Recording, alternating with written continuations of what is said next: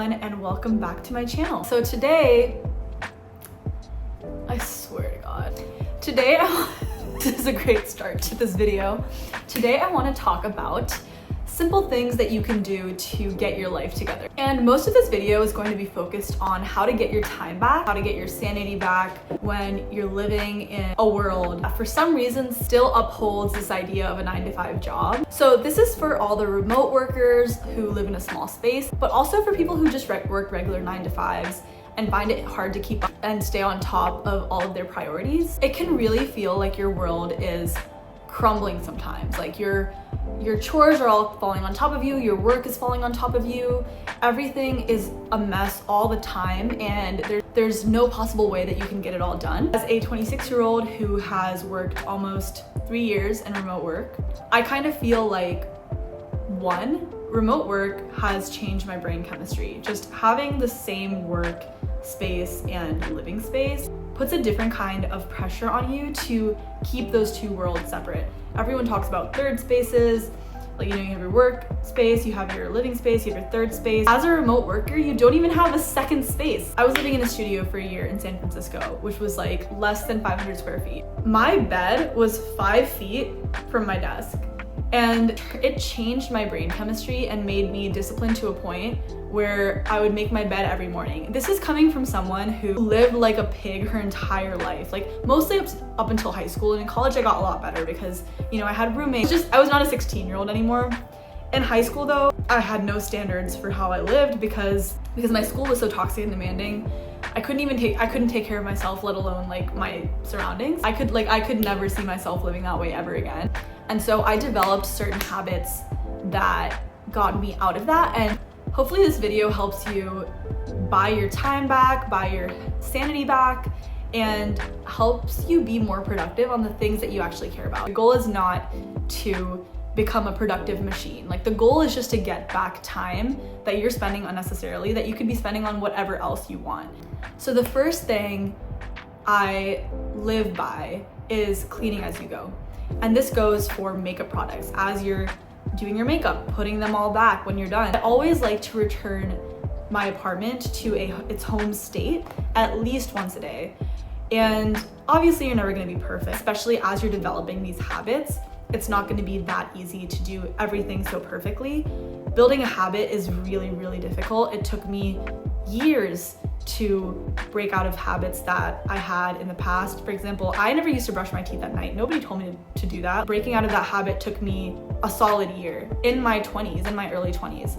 I'm not saying that these are changes that are gonna happen overnight, so be patient with yourself, but cleaning as you go is an absolute must if you want to remove all tidying and clutter from your headspace forever. It can feel like overkill at times, but trust me, no excuses. Put the thing back when you're done.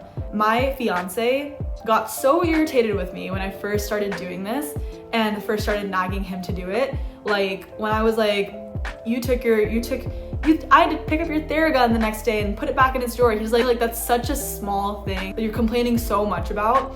It does sound so silly to be complaining about, like, I had to put this away, like it was sitting on a table, like, but this is exactly how clutter builds. And now he swears by this as well. On the weekend, we used to spend like 2 to 3 hours on like a Saturday morning or like a Sunday morning just cleaning the apartment.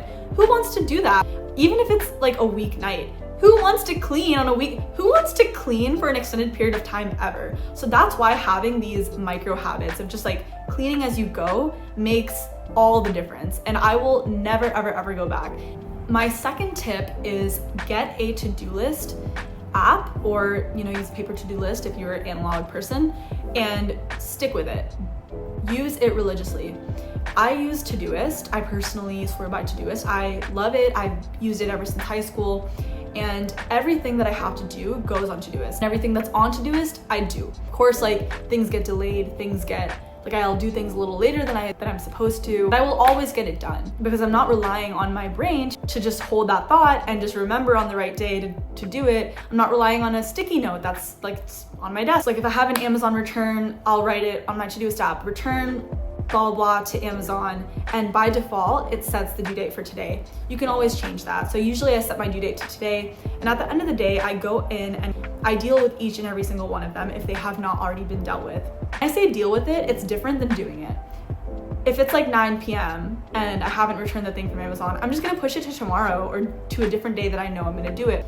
But that to-do will remain there every single day on my to-do list until I get it done. That is what is incentivizing me to get it done. I don't want this friggin' to-do to be there forever.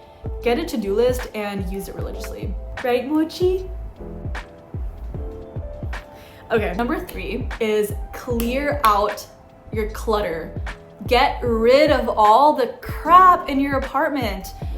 I had so much crap. I know everybody has so much. I'm gonna go so far as to say more than 50% of the stuff in your apartment is crap. You are never gonna use it. You don't need it in your life. It's either trash, it can be donated, or it can be sold, and you just need to get rid of it.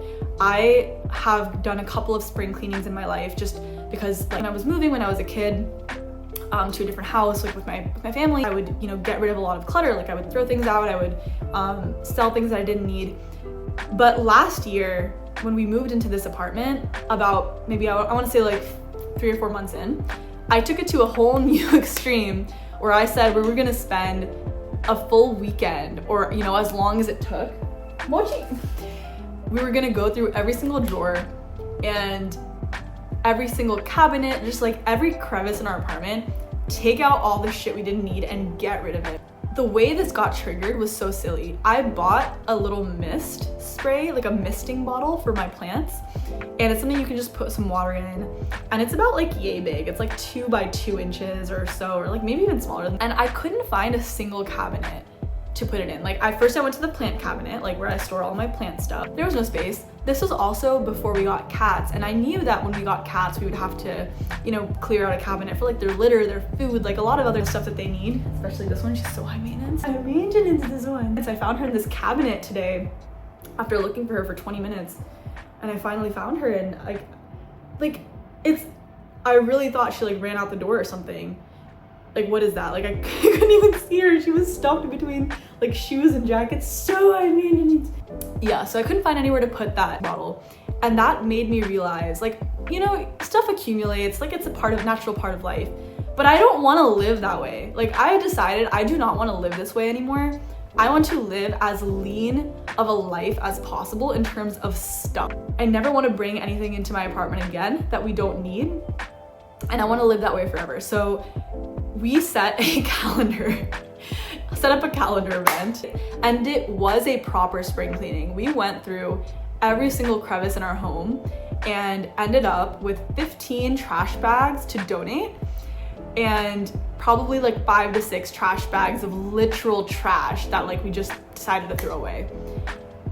And I feel like we're decently efficient people. Like, we're not like hoarders or anything. So I guarantee that if you were watching this video, more than 50% or more of the stuff in your home is probably junk. It was brutal. I will never do that again. And I know I will never do it again because now I have a mindset that if there's something that I see that I don't need, I immediately donate, throw it out, or sell it. And a good rule of thumb that I like is if you're gonna buy something new, get rid of something. Like, there's no shot you need, like, you were living fine before this.